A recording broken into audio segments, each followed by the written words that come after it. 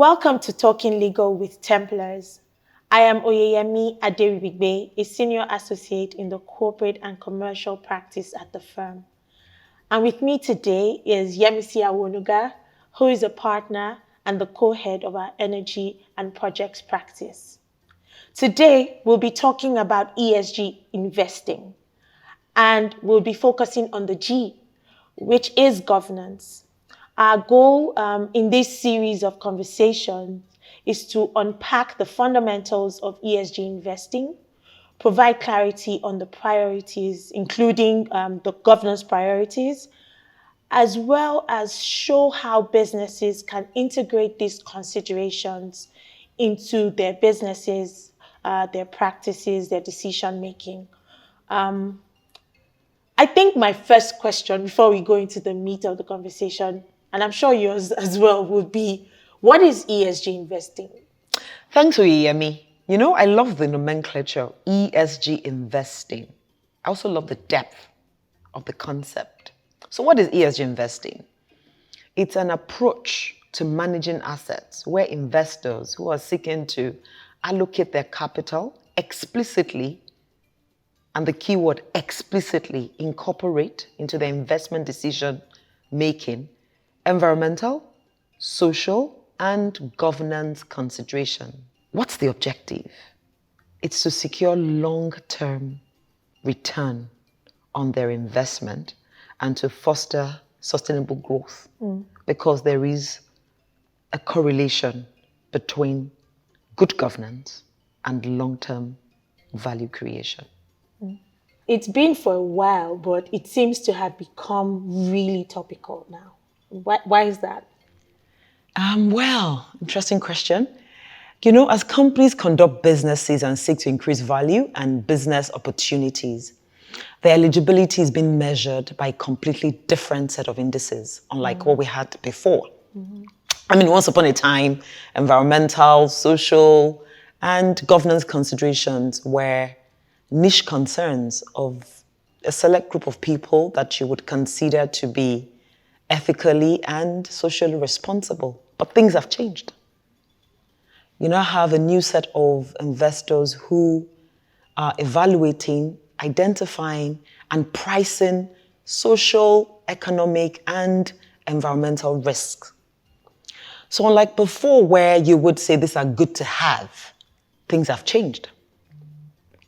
When you're trying to access finance in today's world, the key indices go beyond the traditional considerations. And the way we see it from the trends, another few years, I mean, maybe a few years is even too... The estimate is like 10, 10 years. I think it's upon us now, right, to access finance, to seek business opportunities. Those key indices will go into the scorecard. So it's important for companies and boards of those companies, particularly in Nigeria, to reevaluate their systems, reevaluate their processes, and formulate plans that would ensure that they're able to integrate these considerations into their decision-making process. I mean, you'd agree with me, Oyeyemi, that it starts with governance, and it ends with governance. Absolutely. And the priorities of the people that are governing. Yeah, maybe we should take a pause and just look at what these indices used to be. Traditionally, the governance indices or priorities would probably be shareholders' rights and preferences, executive pay, audit practices, independence, probably related party transactions, and maybe transparency increasingly. So now ESG is norm. Speaking from, just even looking at the trends, is norm. And considering the correlation between long stakeholder value and good governance, what would you say, any board member or anyone listening should consider, what priorities should they be looking at now? I'll leave you with two P's. People. If you're seeking to allocate your capital, I imagine that the first question would be, who is on your board? Absolutely. So a board must be set up to avoid the deficiencies of groupthink. There must be a deliberate and strategic attempt and effort to constitute a board that is multidisciplinary and is able to fully appreciate long-term business value creation in today's world. The material impact of the operations, the significance of systemic relationships, sustainability and stewardship. For instance, if you have a board that is completely unaware of the climate change concerns, then it's going to be almost difficult, almost unlikely for that kind of board to embrace even the most subtle ideas on environmental governance. And the converse is this case for a board that is, strategically diverse. Let's dig deeper. We have the Climate Change Act of Nigeria of 2021. There are mandatory provisions in there on that bind private companies. They're supposed to have an action plan for carbon emission reduction and to appoint a climate officer or sustainability officer. The likelihood of a board imbibing that culture will be determined, by the diversity of that board.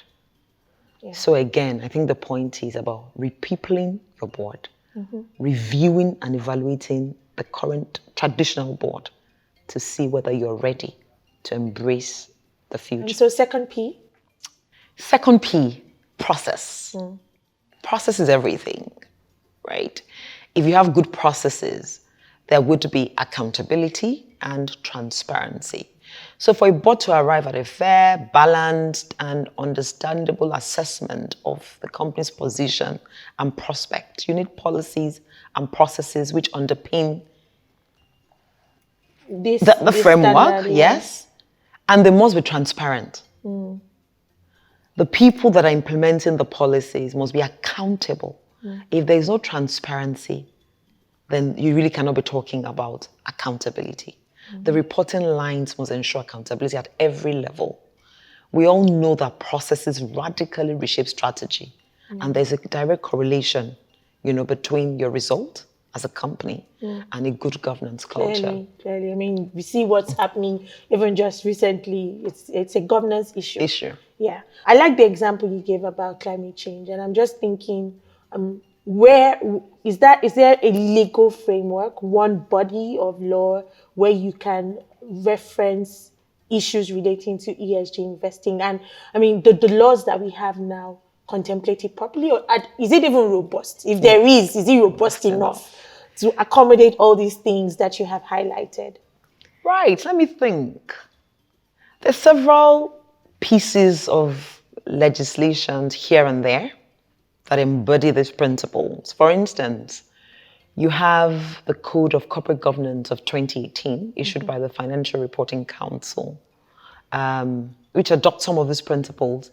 But I believe the snag is that, it wasn't done or framed with ESG investing in mind. So you have gaps. We can look at the PIA, that's the Petroleum Industry Act of 2021. Fantastic provisions on social and environmental considerations. However, there's almost nothing on governance, right? But when you compare that with the Climate Change Act, you have a governance requirement. So it goes beyond just saying you must ensure carbon emission reduction. It compels entities to appoint or designate an officer in an institution to see to that. And it's not just about naming Oyeyemi. It's about Oyeyemi going through certain type of certifications to be able to get to that level. So it's a governance requirement. So I think the point we're making is you have bits and pieces in different places, but do you have that framework that will ensure that ESG considerations become enforceable obligations? We're not there yet. I guess the work is for everyone, both government and then businesses as well, because the intentionality is what will take us there, right? So I have a few other questions, but I think we should leave it for our environmental and social sessions. Let's just end this with recommendations for businesses. So as we're starting these conversations and making a priority, you said, and this is the point I think we should emphasize, it's no longer good to have. We're working towards a system that would enforce these obligations. So instead of waiting till then, there's some recommendations that companies can begin to consider now and make adjustments towards. What would they be? That's a huge question, but I think I'll just, focus on my own area of practice. That's Exactly. oil and gas. Highly regulated. That's true. Highly regulated industries. So I'll just focus on the oil and gas industry.